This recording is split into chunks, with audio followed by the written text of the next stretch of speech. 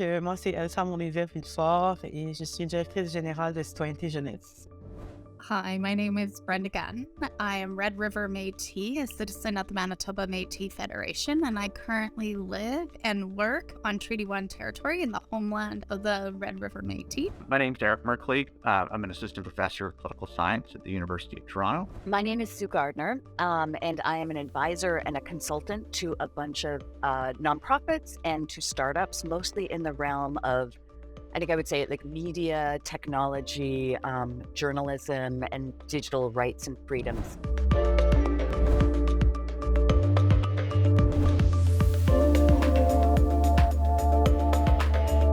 It is a historic moment with historic changes happening. Increasingly, I see sectors of society promoting strong individualism, where individual liberties are touted as more important than collective good.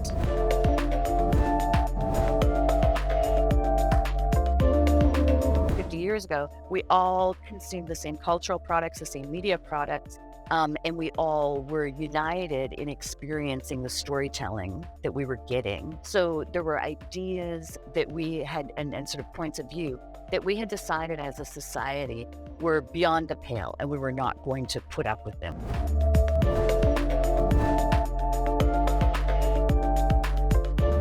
I think the background condition of people feeling like they're getting a raw deal and feeling resentful and feeling alienated and feeling abandoned and feeling like they're not cared about, I think that is a significant contributing factor to what we're seeing here. Let's admit how broken the current system is. You have a very small group of people in Canada that are doing very well. And we have a very large portion of Canadians that are struggling or that are not doing well.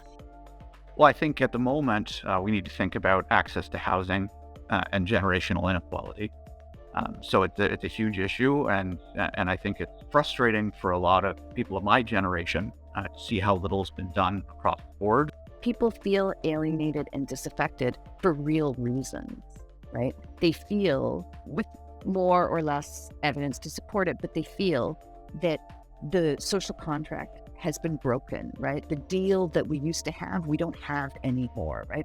Deal used to be, you go to school, you get a job, you work reasonably hard, you get X amount of holidays, you can buy a house, you can afford to put your kids through college, whatever, right? Those conditions are not the same now as they used to be.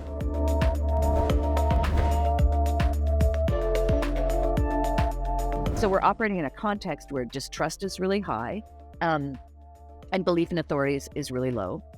It isn't to get the people to believe any particular thing. It's to get the people to disbelieve everything. I'm not as concerned about polarization in Canada. I'm more concerned about declining trust in institutions.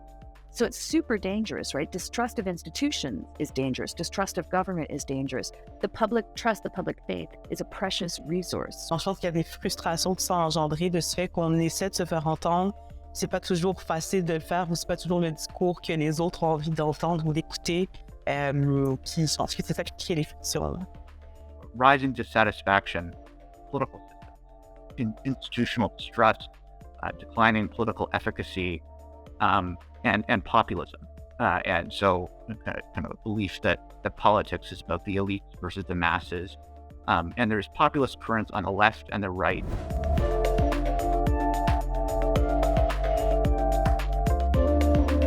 For long periods of time in Canada, certain segments of the population have held the majority of the power. And over the course of the last few decades, we're seeing shifts, right? So increasing representation of women, increasing roles for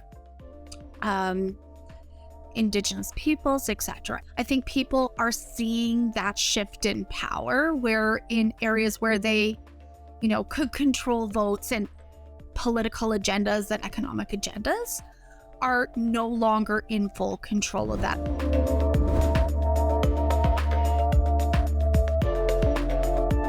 But there are going to be structural changes to the economy moving forward. Think about the rise of automation. There's going to be changes in how people work. And with any structural change to an economy, there's going to be winners and there's going to be losers. And if policymakers don't address the concerns of those who lose in those sorts of changes, it's going to build in more stress to the system in the long run. Si on ne fait rien, si on continue, c'est tel quel en ce moment, je pense que ce qui va se passer, c'est que les gens, comme nous on travaille avec les jeunes ou les gens qu'on met en marge vont de plus en plus être éloignés des espaces décisionnels, des institutions démocratiques. Elles peuvent peut-être prendre des voies plus radicales, même des voies plus violentes. On va se retrouver avec plusieurs groupes, des groupes environnementaux, des groupes antiracistes, des groupes pour toute la question des droits des femmes ou toute la question de l'égalité des genres de manière plus large. On va se retrouver avec juste des silos, beaucoup de groupes qui vont tenter de trouver des manières radicales de se faire entendre. Je pense pas que c'est quelque chose qui va être intéressant dans l'avenir de voir qu'on travaille en silo plutôt que travailler ensemble. You elect demagogues, you come to a place in your politics where you can't get anything done because the divisions are so high. What does that lead to? That leads to increased disaffection from government, increased disbelief in government, right? Disbelief that government can ever accomplish anything. The tools for creating plausible disinformation, misinformation are increasing, right? So there will be more of it and it will be more persuasive. And the background conditions that give rise to our willingness to believe conspiracy theories are also on the increase, right?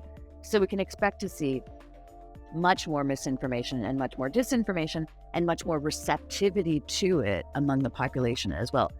On the future where we try to just stay the course, you know, we get to a point maybe where Indigenous peoples have recognition, but Canada isn't reconciled.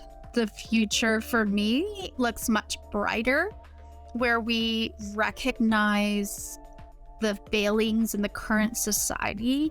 We start working to address the current challenges and use all of the knowledge and gifts that Indigenous peoples have to solve the greater problems in Canada.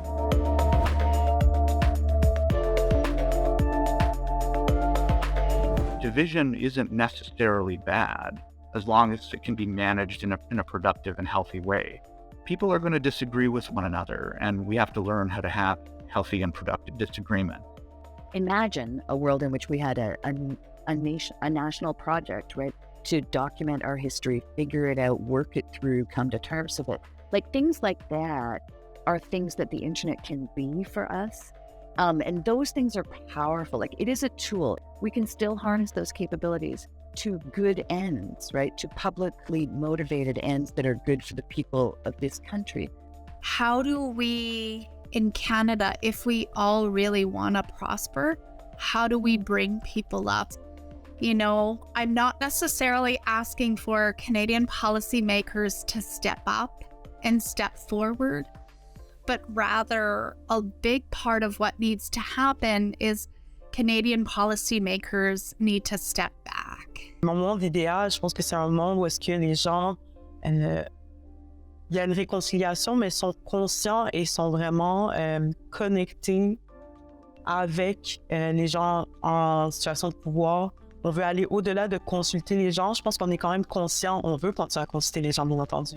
Mais on est conscient des problématiques. Je pense qu'il n'y a rien qui va nécessairement nous étonner, mais on est à se mettre en action, mais se mettre en action avec les autres, avec les personnes qui sont principalement concernées par les enjeux et leur donner un réel pouvoir d'agir. C'est-à-dire pas être en mode écoute, on retourne, on va revenir avec une solution, mais plutôt on vous donne les ressources, on se met dans un espace et nous, on va agir en tant qu'acteur au même titre que vous pour essayer de trouver des solutions. Parce qu'on croit aussi que ce sont les personnes concernées qui ont les vraies solutions, que ces actions-là, elles ont un impact. Mais je pense que moins on va avoir envie d'aller vers les fractures. To learn more about Foresight and read our latest reports, please visit horizons.gc.ca.